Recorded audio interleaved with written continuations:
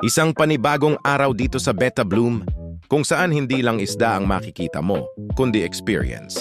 Bisitahin nyo kami at tuklasin ang mundo ng aquatic life.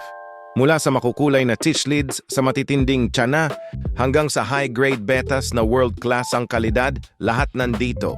Hindi lang isda ang alaga namin, kumpleto rin kami sa iba't ibang fish food para sa iba't ibang freshwater species. Quality care from feeding to keeping. Simula na ng trabaho. Si Big Brother abala sa pag-pack ng mga beta para sa ating online customers, siguradong maayos, secured, at ready for same-day shipping. Habang busy ang shop, eto naman si Kylo, ang tinatawag naming Sleeping Chad, naglilinis ng tubifex para siguradong fresh at safe ang pagkain ng mga alaga. Kasunod nito, linis muna.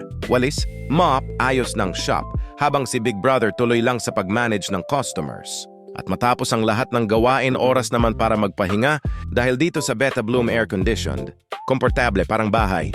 At syempre, hindi mawawala ang highlight ng araw, si Kylo, ang Sleeping Chad.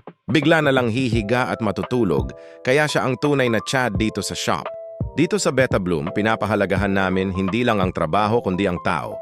Pwede magpahinga, pwede maging komportable, dahil ang goal namin maramdaman ng bawat isa na parang bahay lang ang shop. Beta Bloom, hindi lang negosyo, isang pamilya. Isang araw na naman ang natapos, pero bukas, panibagong kwento ulit.